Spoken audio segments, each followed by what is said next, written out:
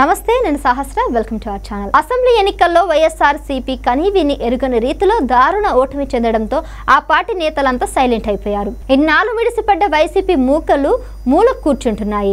అటు గుడివాడలో కూడా మాజీ ఎమ్మెల్యే కొడాలి నాని ఓడిపోవడం ఇప్పుడు అక్కడ ఆయన పునాదులు కదిలిపోతున్నాయి.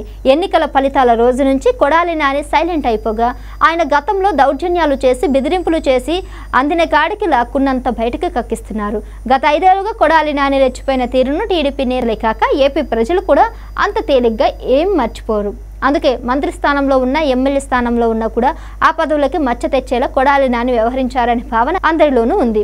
అసెంబ్లీకి గుట్కా తింటూ రావడం, అనుకుగా లేకుండా వ్యవహరించడం, వస్త్రధారణ కూడా ఒకటి కూడా కరెక్ట్గా ఉండకపోవడం, ఒక రౌడీ మాదిరిగా ఉండేదిగా కనబడడం, అలాంటి కొడాలి నాని ఎన్నికల్లో ఓడిపోవడంతో ఇప్పుడు ఉక్కిరిబిక్కిరి అవుతున్నారు.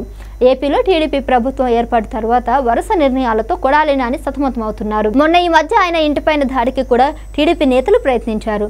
కోడిగుడ్లు విసిరి నినాదాలు చేశారు. ఆ తర్వాత వారి అనుచరులు ఆక్రమించుకున్న కోట్ల రూపాయలు విలువ చేసే 7.66 ఎకరాల స్థలాన్ని యాజమానులు తిరిగి స్వాధీనం చేసుకున్నారు. ఇక వైసీపీ ప్రభుత్వ హయాంలో మంత్రిగా ఉన్న సమయంలోనే గుడివాడలోని రాజేంద్ర నగర్లో 100 కోట్ల స్థలాన్ని కొడాలి నాని ఆక్రమించుకున్నారు.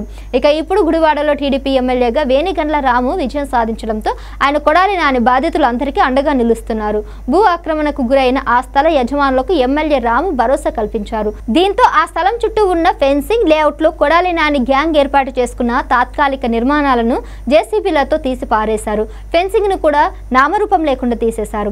తాజాగా కొడాలి నానికి గత ప్రభుత్వంలో ఏర్పాటు చేసిన భద్రత పైన కూడా అధికారులు రివ్యూ చేశారు. కొడాలి నానికి ఆయన ఇంటికి కల్పించిన భద్రతను ఉపసంహరించుకోవాలని నిర్ణయించారు. కనీసం ఎమ్మెల్యే కూడా కాని కొడాలి నానికి ఇక ప్రభుత్వం తరపు నుంచి ఏ రకమైన భద్రత అవసరం లేదని ప్రభుత్వం భావిస్తుంది. కొడాలి నాని మాత్రమే కాకుండా వల్లభనేని వంశీ పైన కూడా ఇప్పటికే టీడీపీ నేతలు ఆగ్రహంతో ఉన్నారు. త్వరలో వల్లభనేని వక్ర మార్గాలు కూడా బయటకు వస్తాయని చెప్తున్నారు.